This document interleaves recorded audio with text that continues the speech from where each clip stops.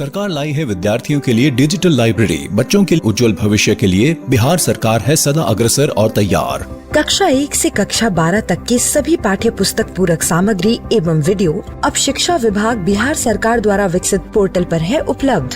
अध्ययन सामग्री देखने के लिए BEPCLOTS.bihar.gov.in पर विजिट करें अथवा एंड्रॉइड मोबाइल पर गूगल प्ले स्टोर से E-LOTS ऐप डाउनलोड करें। शिक्षकों, अभिभावकों एवं बच्चों से अनुरोध है कि इस लाइब्रेरी का अधिक से अधिक लाभ उठाएं और अपनी पढ़ाई जारी रखें। नए आइडियाज और इनोवेशन को आगे बढ़ाने का दुनिया का सबसे बड़ा मंच है इंस्पायर अवार्ड्स मानक, जहां कक्षा 6 से 10 तक के छात्र साइंस और टेक्नोलॉजी से संबंधित अपने आइडियाज और इनोवेशन को देश दुनिया तक पहुंचाने का मौका पा सकते हैं। स्कूल के माध्यम से जल्द अपने आइडिया को इंस्पायर अवार्ड मानक के वेब पोर्टल पर जमा करवाएं और अपने इनोवेटिव यात्रा की शुरुआत करें। ये करेगा आपके सपनों को साकार और एक नए नवसर्जक भारत का निर्माण। इंस्पायर अवार्ड्स मानक, इंस्पायरिंग इनोवेटर्स ऑफ टुमारो। ज्यादा जानकारी के लिए www.inspireawards-bst.gov.in पर जाएं।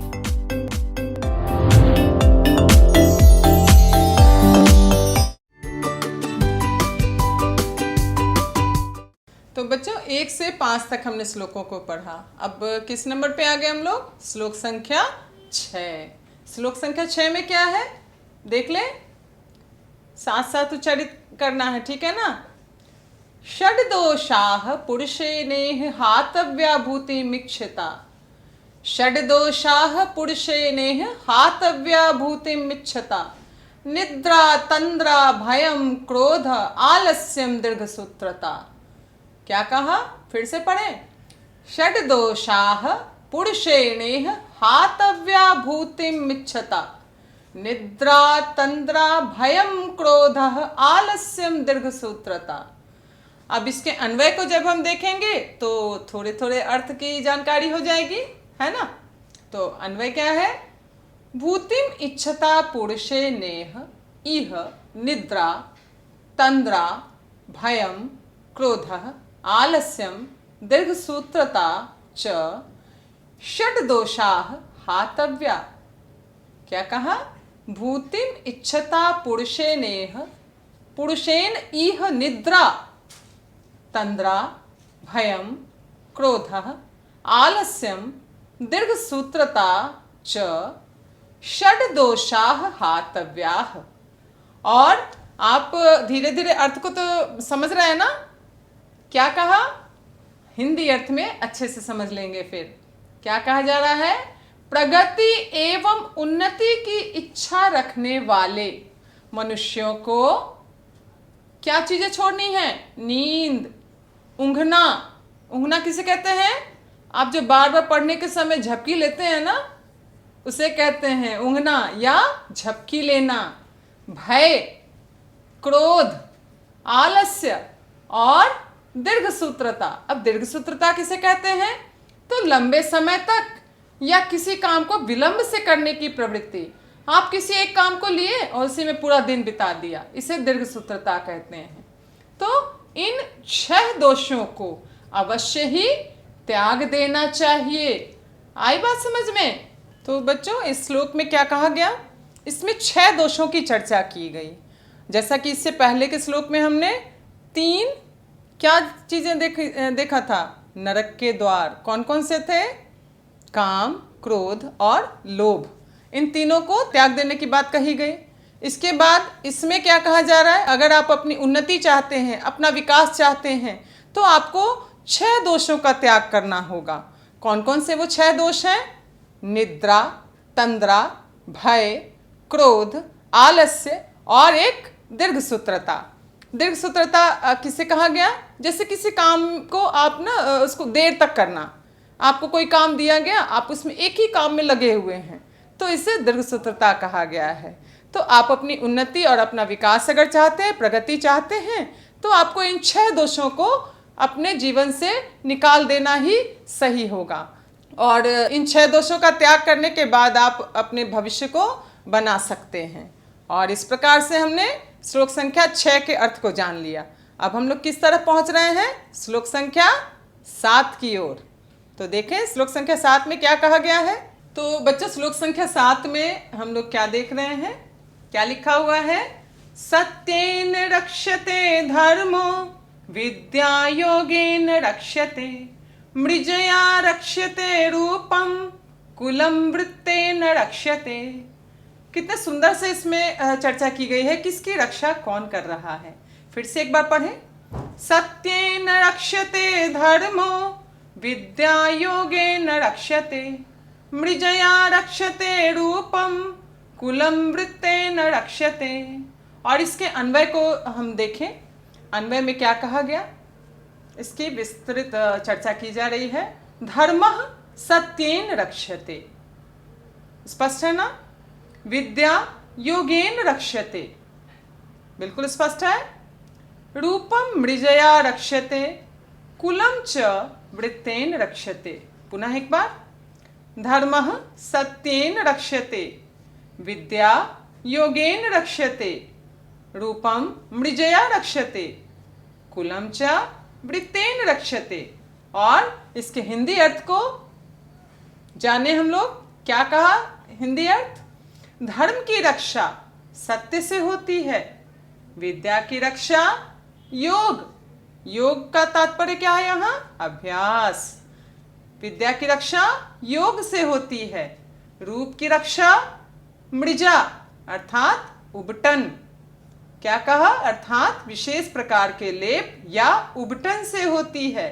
देखते हैं ना लोग अपने चेहरे की रक्षा के लिए क्या क्या चीजें लगाते हैं। और कुल अर्थात खानदान की रक्षा आचरण से होती है। आई बात समझ में?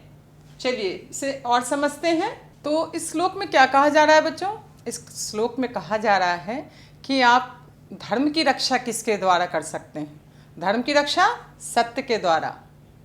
समझ में आ रही बात? आप सत्य बोलेंगे अर्थात आप धर्म के पथ पे चल रहे हैं।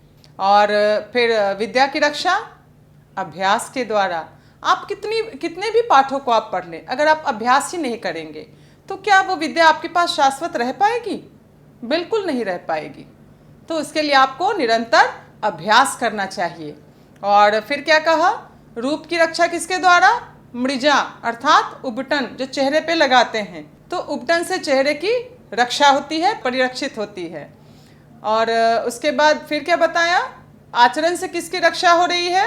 कुल की।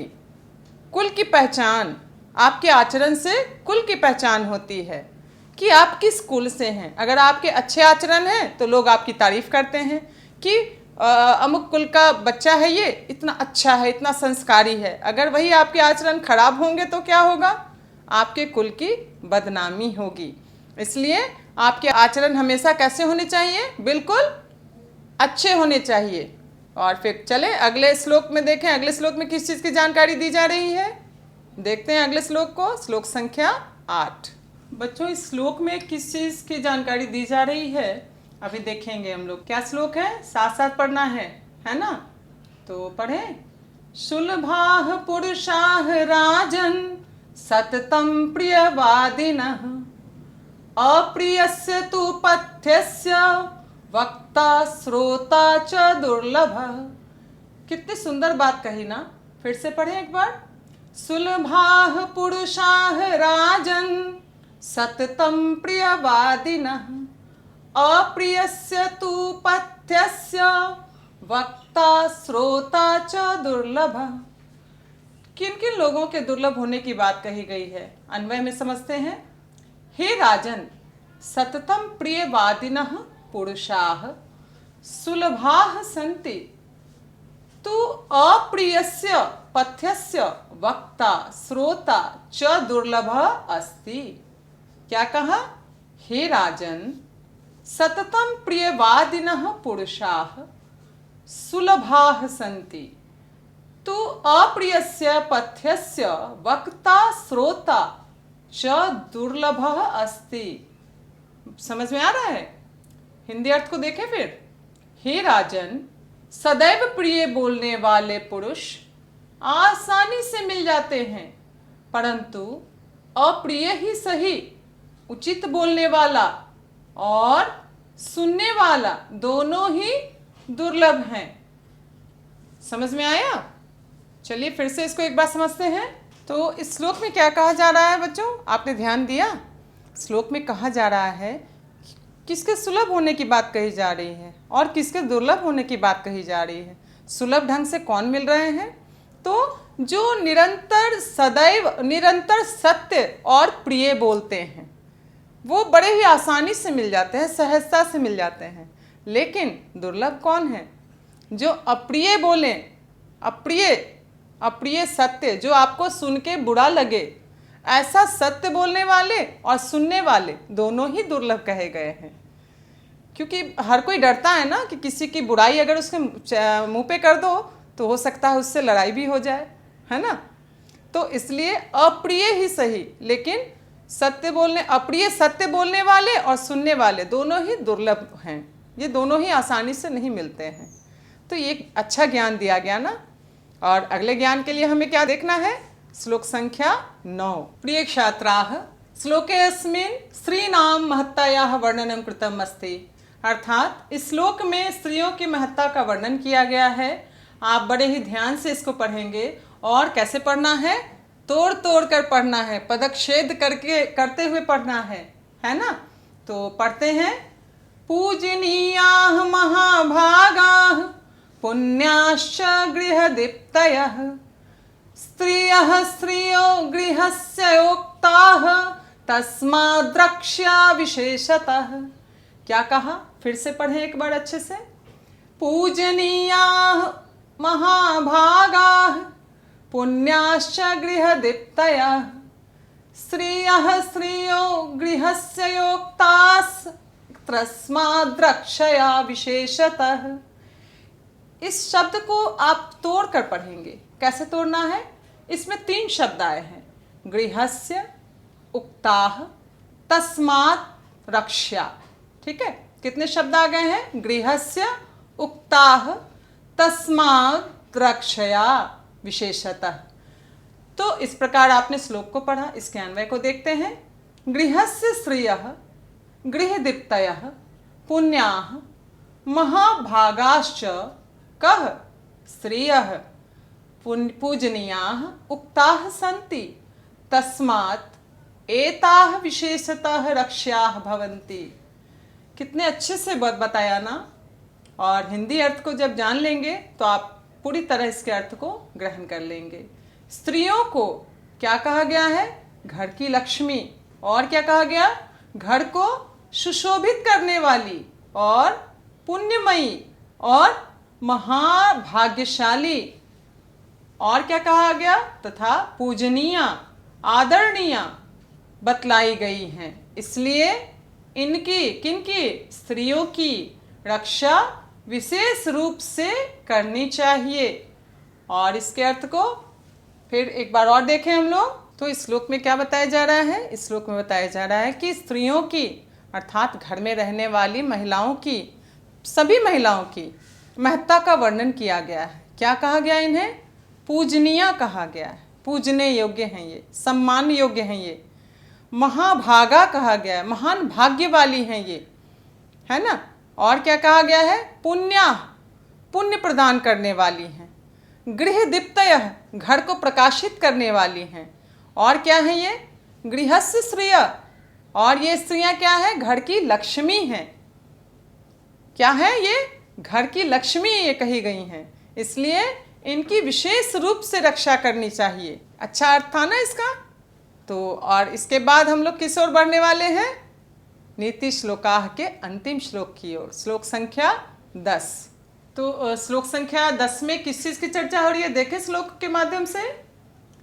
पढ़ने के लिए तैयार है ना आप? चलिए पढ़ते हैं फिर। अकीर्तिं विनयो हन्ति हन्त्यनर्थं पराक्रमः हन्ति नित्यं क्षमा क्रोधम् आचारो हन्त्यलक्षणम्। फिर से पढ़ेंगे एक बार। अकीर्तिं विनयो हन्ति हन्त्यनर्थं पराक्रमः हन्ति नित्यं क्षमा क्रोधम् आचारो हन्त्यलक्षणम्। किस किस चीज का हरण हो रहा है। अन्वय में देखते हैं। विनयः अकीर्तिम हन्ति, पराक्रमः अनर्थम हन्ति, क्षमा नित्यं क्रोधम हन्ति, आचारः च अलक्षणम हन्ति। कितने अच्छे से इसको समझाया जा रहा है ना। विनम्रता किसका हरण कर रही है, अर्थ के माध्यम से समझें। विनम्रता अपयश को दूर कर रही है। अपयश का हरण कौन कर रही है, विनम्रता। पराक्रम अनर्थ अर्थात गरीबी। पराक्रम यहाँ क्या है, परिश्रम। परिश्रम किसको समाप्त कर रही है, गरीबी को। तो क्या कहा, पराक्रम अनर्थ अर्थात गरीबी को समाप्त करता है। क्षमा सदैव क्रोध का नाश करती है तथा अच्छे आचरण एवं सद्व्यवहार अशुभ लक्षणों या बुरी आदतों का नाश करता है। समझ में आई बात। तो इस श्लोक में क्या चर्चा हो रही है, चर्चा हो रही है कि विनम्रता से किसका नाश हो रहा है, अपयश का। और इसके बाद फिर अपयश अर्थात अकीर्ति का नाश हो रहा है। और परिश्रम करने से निरंतर गरीबी दूर हो रही है ना। और उसके बाद फिर क्या कहा गया है, क्षमा। क्षमा जो है वो किसका नाश कर रही है, क्रोध का। क्रोध जो कि पिछले श्लोक में भी हमने पढ़ा था ना, क्रोध क्या है, हमारे भविष्य को उज्जवल नहीं होने देता, हमारे भविष्य के मार्ग में वो बाधक है। तो क्रोध का नाश करने के लिए यहाँ कौन से वस्तु आ गई, क्षमा। क्षमा करने से क्रोध का नाश होगा। और फिर उसके बाद क्या कहा गया, सद्व्यवहार या अच्छे आचरण से किस चीज का नाश हो रहा है, आपके अंदर की बुरी आदतों का नाश हो रहा है, आपके अंदर के अलक्षण का नाश हो रहा है। तो आपने देखा इन सभी श्लोकों में प्रत्येक श्लोक आपको कुछ न कुछ ज्ञान ही देता रहा। और इन जैसा कि शीर्षक ही था नीति श्लोकाः, ज्ञान परक श्लोक, जिसमें कि आपको श्लोक के माध्यम से ज्ञान की प्राप्ति कराई गई। तो हमने पाठ को तो पढ़ लिया, आपने अर्थ को भी समझ लिया। अब क्या करना है, पाठ में आपकी कौन कौन सी चीज़ें दी हुई हैं, पदच्छेद। और पदच्छेद अर्थात संधि विच्छेद है ना, और पदार्थ अर्थात शब्दार्थ, पदों के अर्थ, और क्या है, और व्याकरण से संबंधित प्रकृति प्रत्यय इत्यादि भी सभी चीज़ें इसमें दी हुई हैं, जैसे कि हर एक पाठ में हमने देखा। और इन सभी को आपको बड़े अच्छे से देखना है, याद करना है, समझना है। और अब हम बढ़ते हैं किस ओर, अभ्यास के प्रश्न की ओर। तो अभ्यास के प्रश्न भी हम लोग देख लेते हैं कैसे बनाना है, आगे देखते हैं फिर। तो आज के अभ्यास में हम लोग सबसे पहले क्या कर रहे हैं, मौखिक अभ्यास। इसमें इस क्रम में पहला प्रश्न है, एक पदेन उत्तरम वदत। एक पद में आपको उत्तर बताना है ना। और प्रश्न क्या है हमारा, विदुरः कः आसीत्। अब तक तो जान गए हैं ना कौन थे विदुर। हाँ बिल्कुल, विदुर कौन थे, धृतराष्ट्रस्य मंत्री आसीत्। बहुत अच्छे। तो एक ही पद में बच्चों उत्तर देना है इसका। तो इसका उत्तर दे दिया हमने, धृतराष्ट्र मंत्री आसीत्, है ना। और जैसा मैं हमेशा बताती हूँ कि एक प्रश्न मैं बताऊंगी और बाकी के प्रश्नों के उत्तर कौन करेगा, बिल्कुल आप स्वयं करेंगे। तो आप स्वयं इसके बाकी के प्रश्नों के उत्तर कर लेंगे। और मैं बढ़ती हूँ अगले प्रश्न की ओर। तो इस प्रश्नोत्तर की श्रृंखला में हम लोग बच्चों आ गए हैं किस ओर, लिखित अभ्यास की ओर। और अब आप सोच रहे होंगे कि लिखित में क्यों आ गए, उसमें तो एक और प्रश्न था। तो वो प्रश्न आपको स्वयं करना है, क्योंकि वो श्लोक का अर्धांश है, उसको पूर्ण आपको श्लोक के माध्यम से करना है ना। तो इस प्रश्न में क्या है, इसमें कहना है क्या कहा जा रहा है, एक पदेन उत्तरम लिखत। एक पद में अब उत्तर लिखना है। मौखिक में बोलना था, इसमें लिखना है। प्रश्न क्या है हमारा, केशाम तत्वज्ञः पंडितः उच्यते। किसके तत्वों के ज्ञाता, जानने वाले पंडित कहलाते हैं। तो उत्तर क्या हुआ, सर्वभूतानाम, सभी प्राणियों के तत्वों के ज्ञाता कौन कहलाए, पंडितः, पंडित कहलाते हैं। और ये प्रश्न हमारा बन गया। और इसके बाकी के प्रश्न, अरे वाह, आपने तो स्वयं उत्तर दे दिया कि आपको करने हैं, बहुत अच्छे। तो अगले प्रश्न की ओर हम लोग बढ़ते हैं और दूसरे प्रश्न में क्या क्या कहा जा रहा है? अक्तिन प्रत्यय योगेन शब्द निर्माणम करणीयम। यह है अक्तिन प्रत्यय। अक्तिन प्रत्यय का प्रयोग करके शब्द निर्माण करना है और ये धातुओं के साथ जुटा है। और पहला प्रश्न है हमारा गम, गम धन अक्तिन। ठीक है, गम धन अक्तिन प्रत्यय। और अक्तिन प्रत्यय में क्या चीजें शेष रहेंगी? इसमें शेष रहेगा, इस क की संज्ञा होगी क और इस न हलंत की संज्ञा हो जाएगी और केवल ति शेष बचेगा और रूप बनेगा हमारा गति। गम गम धन अक्तिन गति। और इसी प्रकार से बाकी के शब्दों का निर्माण आपको करना है इसी प्रत्यय की सहायता से। कौन सा प्रत्यय है ये? अक्तिन प्रत्यय। इसमें किसकी किसकी संज्ञा हो रही है? आधे क की और न हलंत की। और शेष क्या बच रहा है?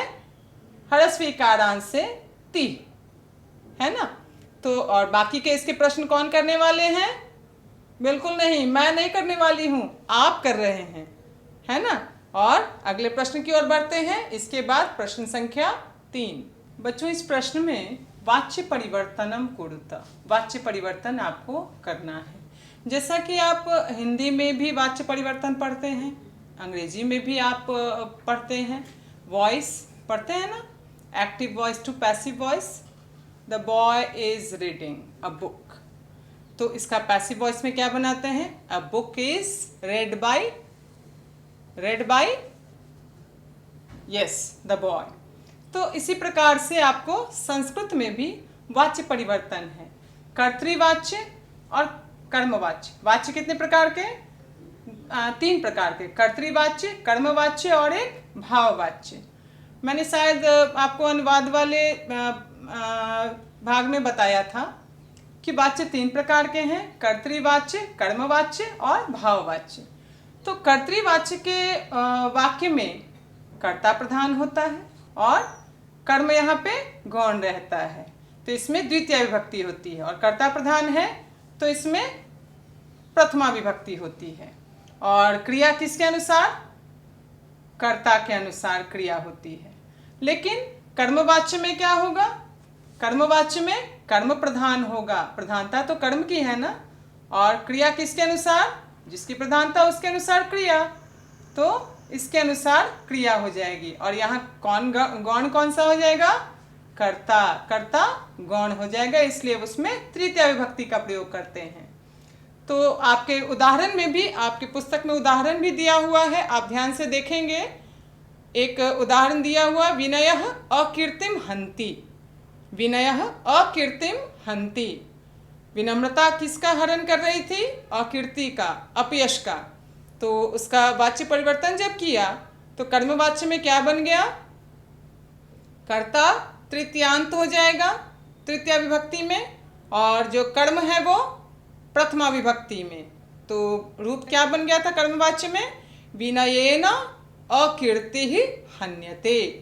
तो इसी प्रकार हम इस प्रश्न को यहाँ पे हल करेंगे।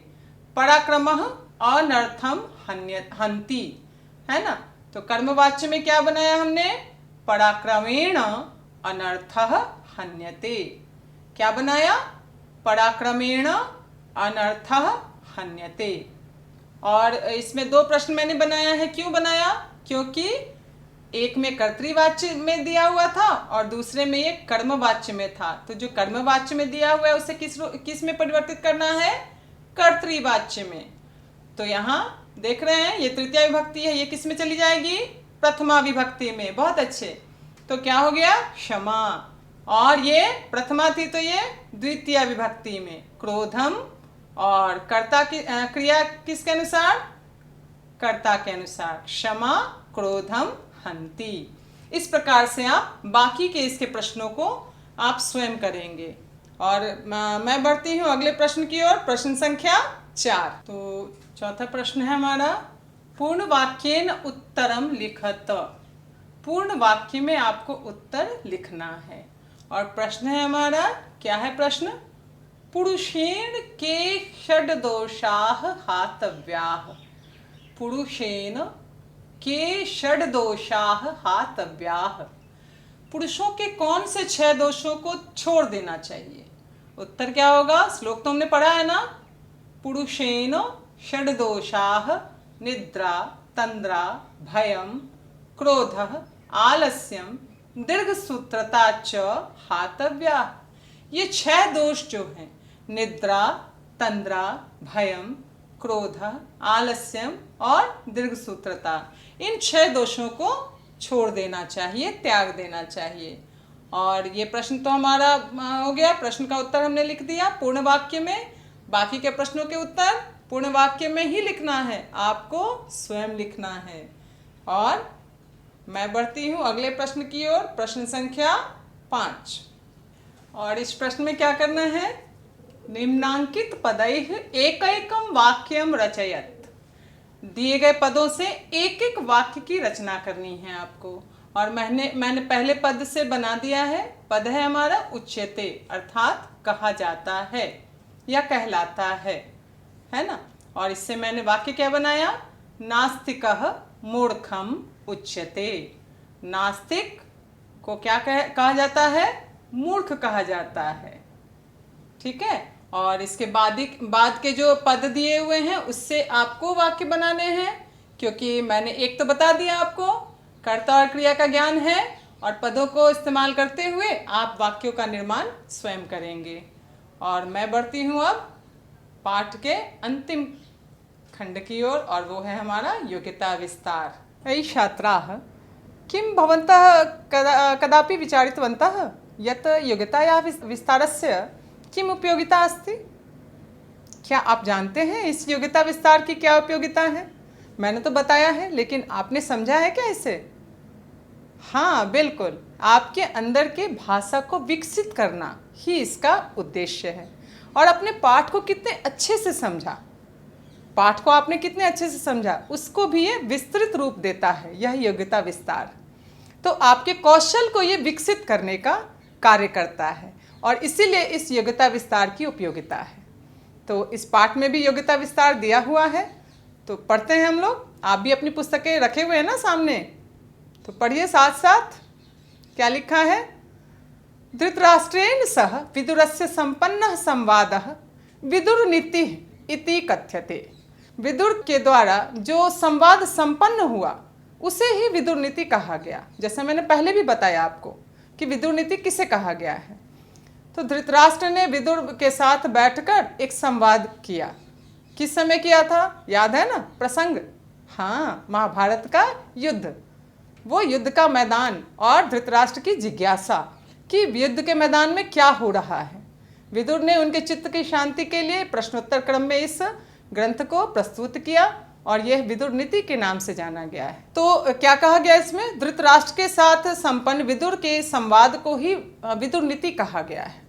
अनुभव सिद्धस्य विदुरस्य एकैकम पद नीति सम्मतम व्यवहारिकम अनुकरणीयम चास्ति।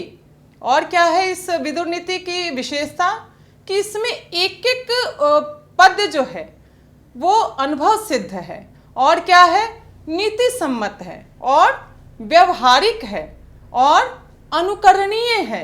अनुकरणीय है अर्थात ये अनुकरण करने योग्य है।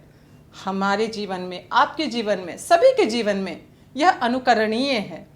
यदा धृतराष्ट्रः विदुरं पृच्छति, हे विदुरः अस्मिन् संसारे सुखानि कानि सन्ति।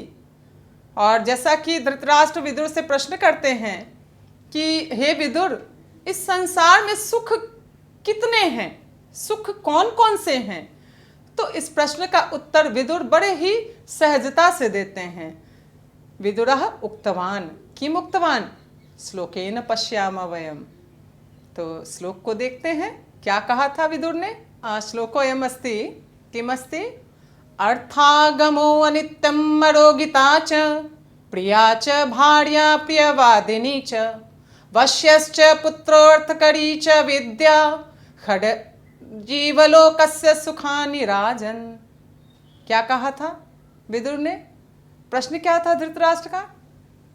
संसारे सुखानि कानि सन्ति। विदुरः किम् उक्तवान्? विदुरः उक्तवान् अर्थागमो अनित्यं मरोगिता च प्रिया च भार्या प्रियवादिनी च वश्यश्च पुत्रार्थकरी च विद्या षडद जीवलोकस्य सुखानि राजन।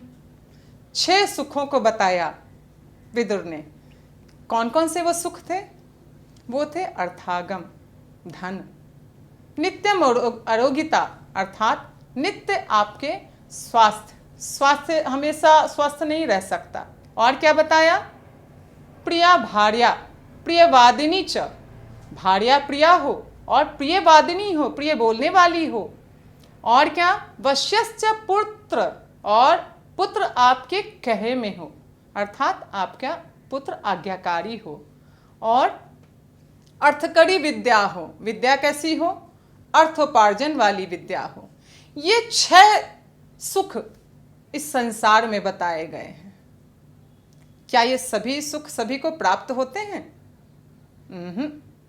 कुछ न कुछ की कमी रह ही जाती है ना? आपके माता पिता आपको कितने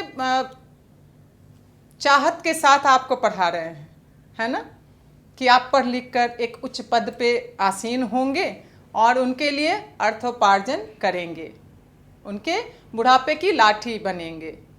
तो क्या आप उसमें सक्षम हो पा रहे हैं? कितना प्रतिशत? अरे वाह, तब तो बहुत अच्छी बात है। जब आप 100% आश्वस्त हैं तब तो ये बहुत खुशी की बात है। तो इसके आगे पढ़ते हैं, फिर क्या कहा गया है? इतः परम अनुशीलनी क्रिया अस्ति, क्रिया का अस्ति। इसके बाद आपको अनुशीलन करने योग्य, आपके व्यवहार में उपयोग करने योग्य कुछ क्रियाओं को दिखाया गया है, बताया गया है, जिससे अब हम लोग जानेंगे कौन कौन सी क्रियाएं आपको अपने व्यवहार में लाना है। तो देखते हैं। अग्रे लिखितम अस्ति विदुर नीतौ व्यक्तित्व निर्माणाय अमोघ मंत्राः दृश्यन्ते। विदुर नीति में व्यक्तित्व निर्माण के लिए यह अमोघ मंत्रों का संकलन किया गया है।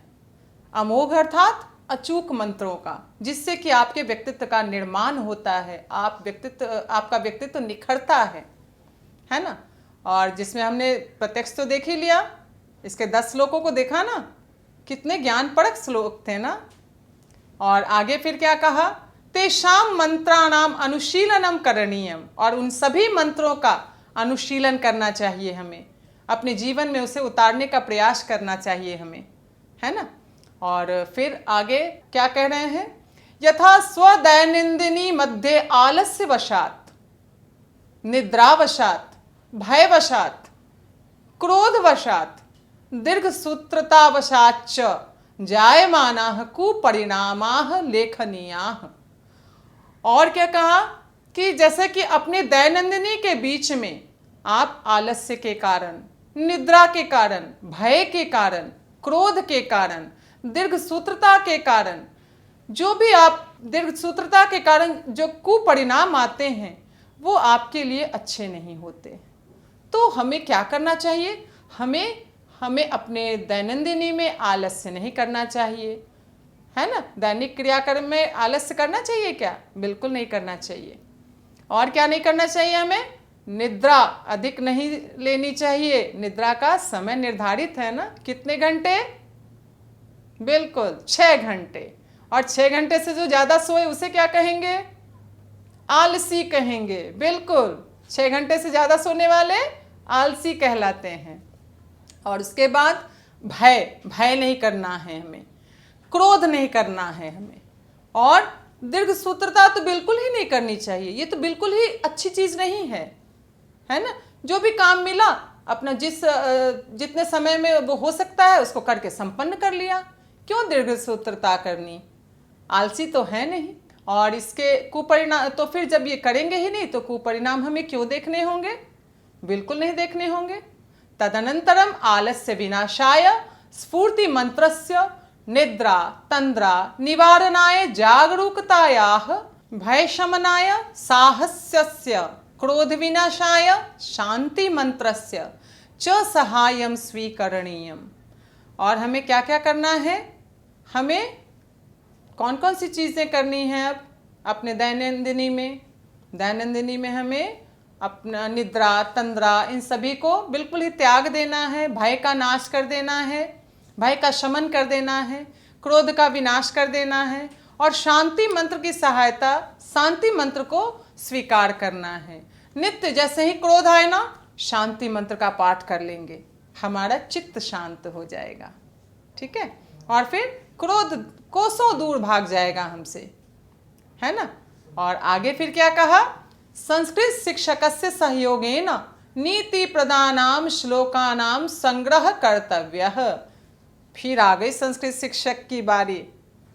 क्या कहा, संस्कृत शिक्षक के सहयोग से नीति प्रद अर्थात नीति प्रदान करने वाले श्लोकों का संग्रह करना है।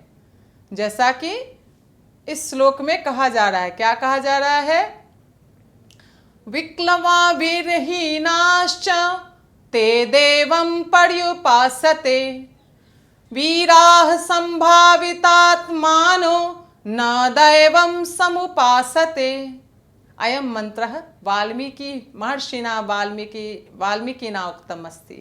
यह मंत्र, यह श्लोक वाल्मीकि महर्षि वाल्मीकि के द्वारा कहा गया है। क्या कहा गया है, फिर से देख लेते हैं एक बार। विक्लवा वीरहीनाश्च ते देवं पर्युपासते वीराः संभावितात्मानो न दैवं समुपासते। और इसके अर्थ को हम लोग कुछ इस प्रकार से समझते हैं। तो इस श्लोक का अर्थ कुछ इस प्रकार से हम समझेंगे बच्चों, ध्यान देंगे। थोड़ा सा क्लिष्टता है, लेकिन समझने में कोई परेशानी नहीं होनी चाहिए मेरे विचार से। तो अर्थ को समझें। नपुंसक और पराक्रमहीन व्यक्ति दैव अर्थात भाग्य के सहारे बैठे रहते हैं। वो सोचते हैं ना, कर्म करना नहीं है, बस कहीं से धन की प्राप्ति हो जाएगी और हमारा जीवन अच्छे से चल सकेगा। लेकिन ऐसा है तो नहीं, वास्तविकता ये तो नहीं है। परंतु जो वीर और पराक्रमी व्यक्ति हैं, वो अपने पराक्रम से अपना विकास करते हैं, है ना।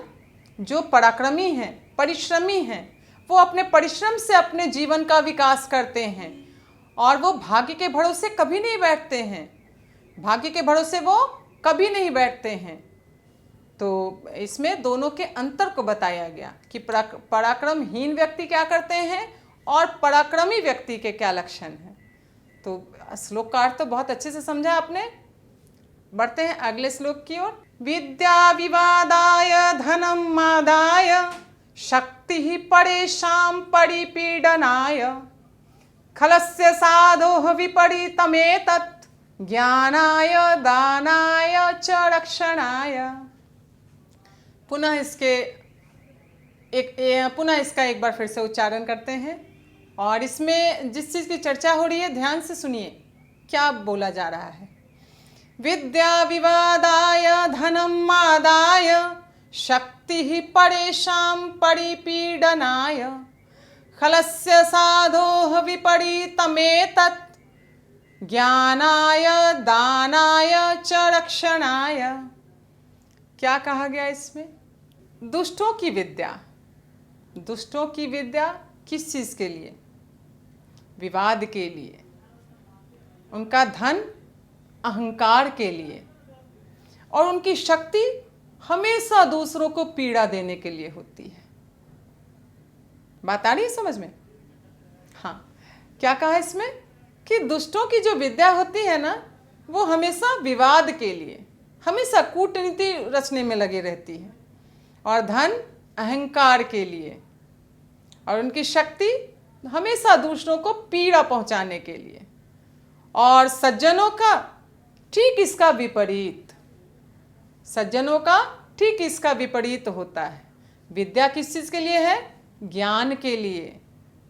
वो विद्या का इस्तेमाल ज्ञान बांटने में करते हैं और धन का इस्तेमाल वो अक्षम को, गरीबों को दान देने में करते हैं। और शक्ति का प्रयोग किस लिए करते हैं? बिल्कुल असहायों को संरक्षण देने के लिए, उनकी रक्षा के लिए शक्ति का प्रयोग करते हैं। तो देखा इस श्लोक में आपने सज्जन और दुर्जन दोनों की स्वभाव की चर्चा की गई। तो इसमें भी ज्ञान मिला ना। तो देखा अंत अंत तक इसमें आपको ज्ञान परक श्लोकों का ही समावेश मिला। और पूरे पाठ को हमने पढ़ लिया, श्लोकों के माध्यम से ज्ञान को अपने परिपक्व कर लिया। तो अब क्या करना है, अब आपको सारे इसके अभ्यास के जो भी प्रश्न मैंने करवाए आपकी पुस्तिका में सुंदर, साफ और सुंदर लिखावट में लिखकर और आप उसे अपने मस्तिष्क में शाश्वत रूप से स्थापित कर लेंगे। और इसके बाद तब हम लोग फिर बढ़ेंगे अगले पाठ की ओर। तब तक आप इसे अच्छे से तैयार कीजिए और अपने इस उत्तर पुस्तिका को साफ और सुसज्जित ढंग से रखने की कोशिश भी करनी है आपको।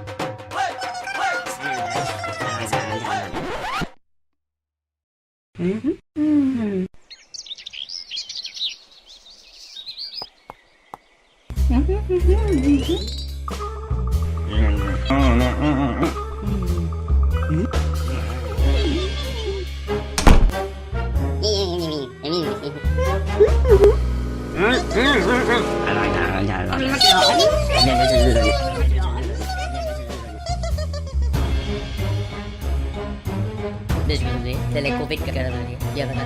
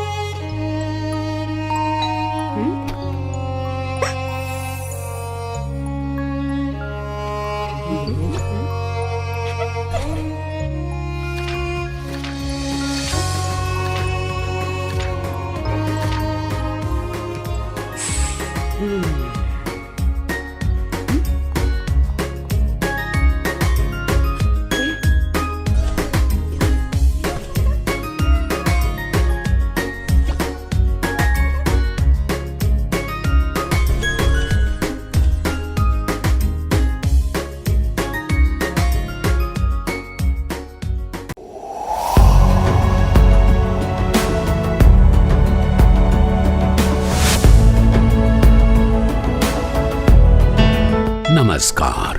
आप शिक्षकों द्वारा दी गई अच्छी शिक्षा से आज लाखों विद्यार्थी इनोवेशंस कर रहे हैं। उन सभी को इंस्पायर अवार्ड्स मानक में हिस्सा लेने प्रोत्साहित कीजिए। करना है इतना कि आपके विद्यालय के 6ठी से 10वीं कक्षा के छात्र और छात्राएं साइंस और टेक्नोलॉजी पर आधारित अपने इनोवेटिव आइडियाज आपके पास जमा करें ताकि वो DST और NIF द्वारा आयोजित इंस्पायर अवार्ड्स मानक प्रतियोगिता में हिस्सा ले सकें। 1 लाख छात्रों को 10-10 हजार रुपए मिलेंगे अपने आइडियाज को प्रोटोटाइप्स बनाने के लिए। फिर छात्र डिस्ट्रिक्ट, स्टेट और नेशनल लेवल पर अपने इनोवेशंस को दिखाएंगे। फिर प्राइजेस और सम्मान पाएंगे। तो आज ही अपने स्टूडेंट्स को हिस्सा दिलवाएं इंस्पायर अवार्ड्स मानक में।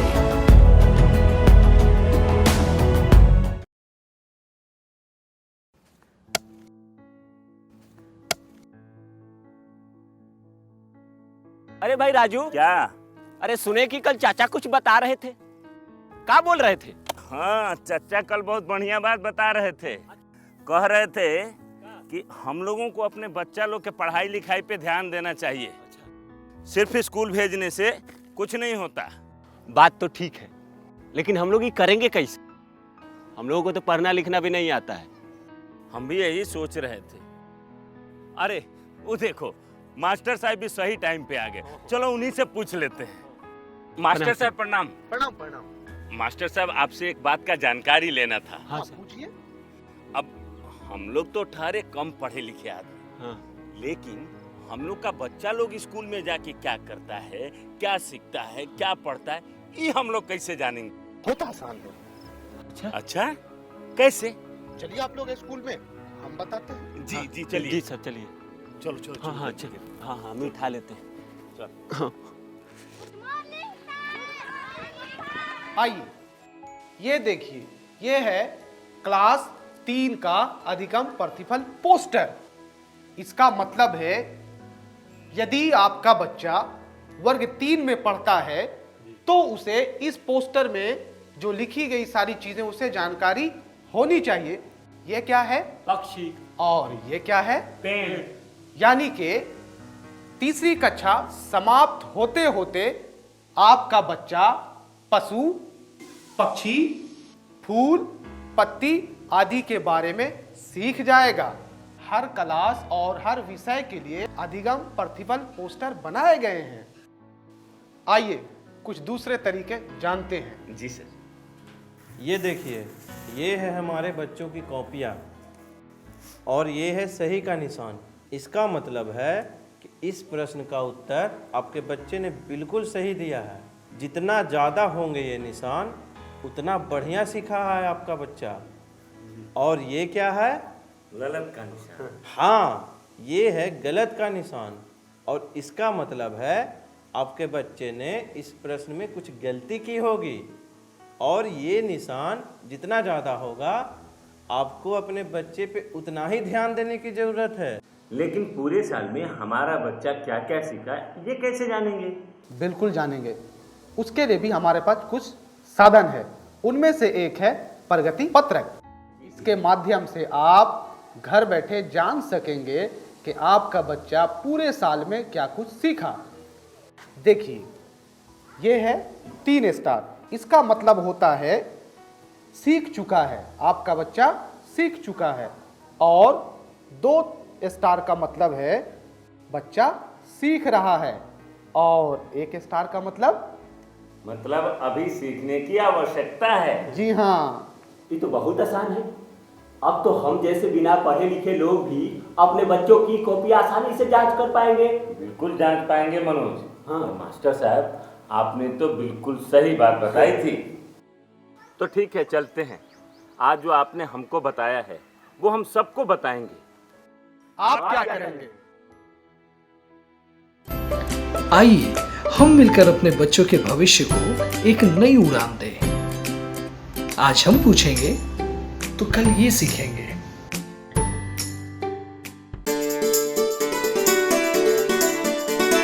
डर से नहीं तैयारी से आगे कदम बढ़ाना है।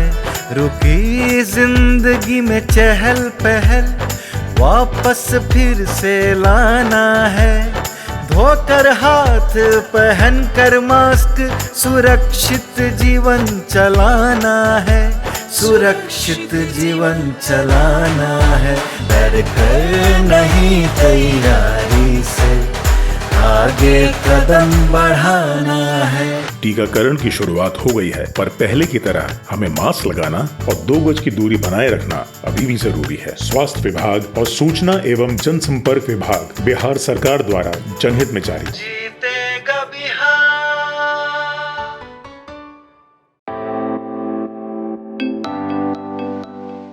नए आइडियाज और इनोवेशन को आगे बढ़ाने का दुनिया का सबसे बड़ा मंच है इंस्पायर अवार्ड्स मानक, जहां कक्षा 6 से 10 तक के छात्र साइंस और टेक्नोलॉजी से संबंधित अपने आइडियाज और इनोवेशन को देश दुनिया तक पहुंचाने का मौका पा सकते हैं। स्कूल के माध्यम से जल्द अपने आइडिया को इंस्पायर अवार्ड मानक के वेब पोर्टल पर जमा करवाएं और अपने इनोवेटिव यात्रा की शुरुआत करें। ये करेगा आपके सपनों को साकार और एक नए नवसर्जक भारत का निर्माण। इंस्पायर अवार्ड्स मानक, इंस्पायरिंग इनोवेटर्स ऑफ टुमारो। ज्यादा जानकारी के लिए www.inspireawards-dst.gov.in पर जाएं।